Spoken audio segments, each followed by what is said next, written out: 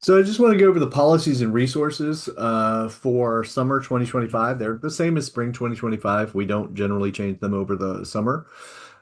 Just be aware that summer responsibilities can often lead to offices being remote or um, temporarily understaffed. So walking into an office might not produce the same result as emailing. So for that reason, I might email always first.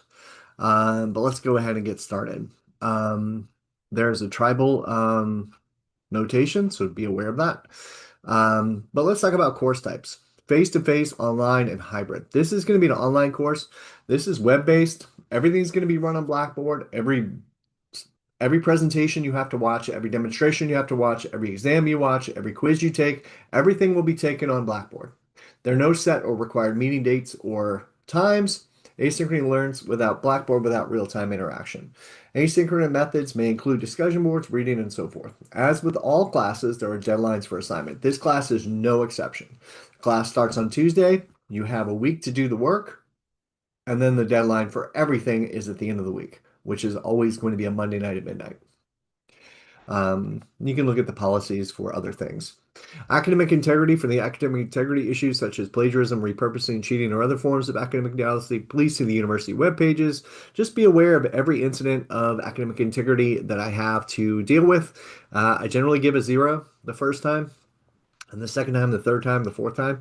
But pretty quickly in this class and most classes, especially over the summer, with the relatively few grading assignments and their general worth, it doesn't take much for you to get a zero to fail the course. Be aware that every incident of academic dishonesty I have to deal with, I also have to report it to the administration. So, too many flags on your record could cause you to be dismissed from the university. Just be aware of that. Generative AI is one of the bigger complexities here. So two students might not be working together, but they'll use generative AI or find the same resource online, doesn't matter, and you'll get the same grade, which will be a zero. I am expecting you to do your own work.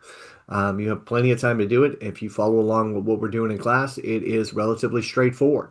There's not too many tricks or complexities here. If you do your work, you will easily get the grade that you want.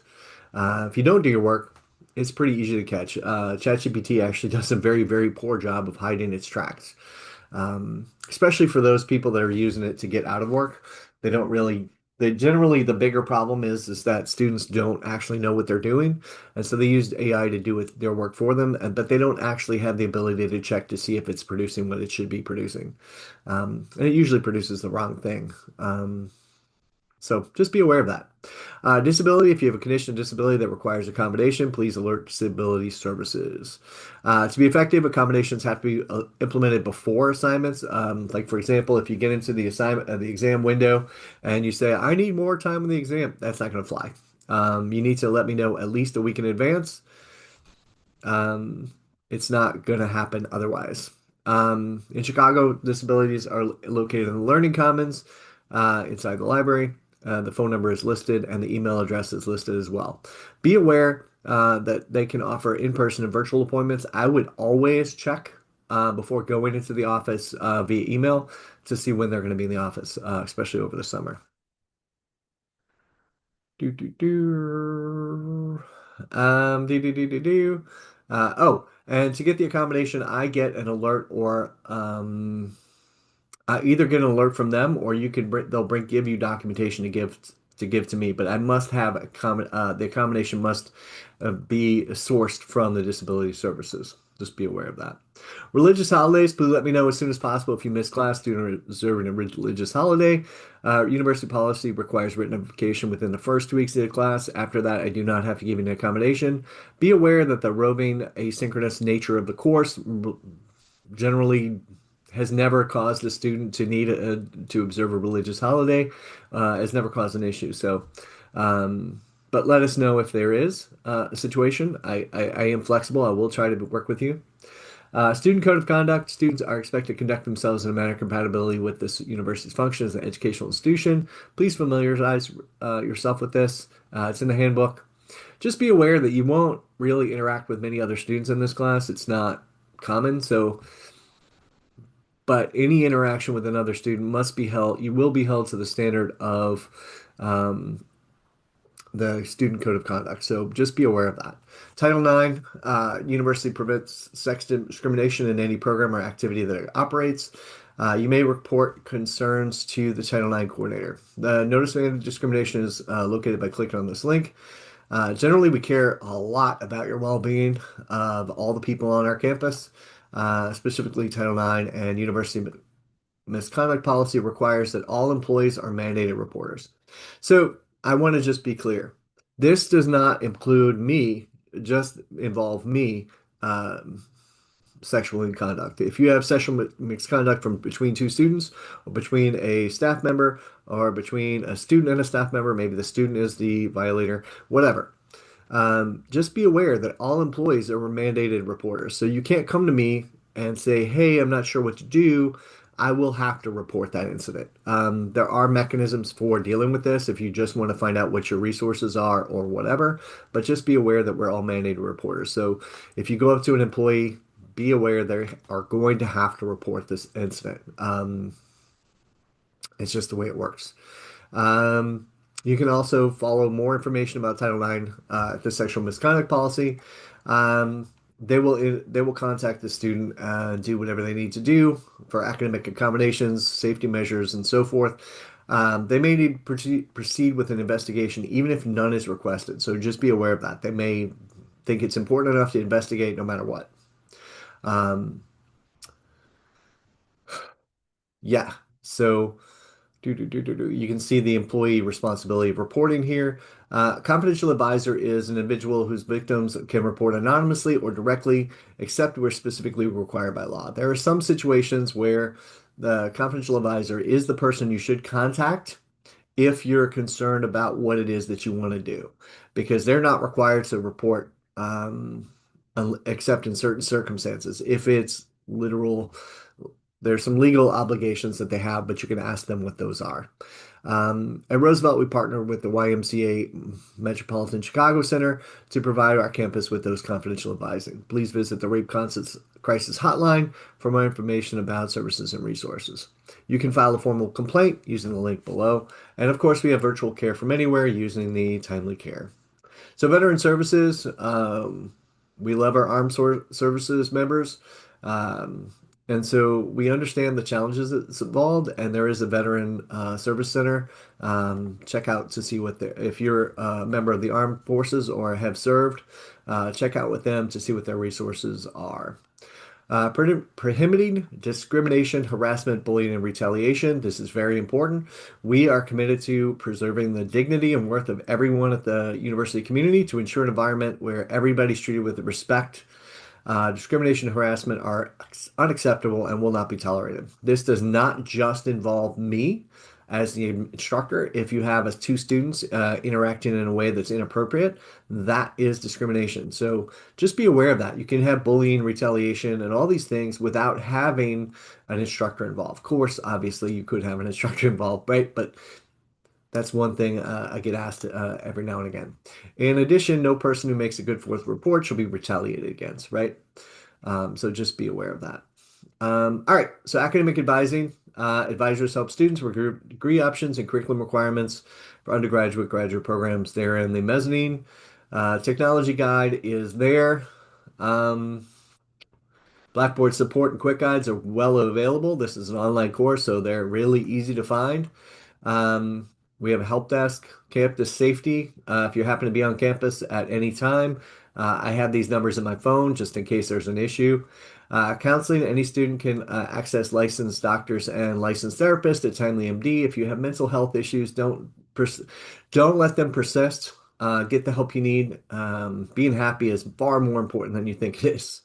Um, Financial aid services, to apply for financial aid, those type of things, or deal with a bill. It's financial aid services, food and hygiene pantry.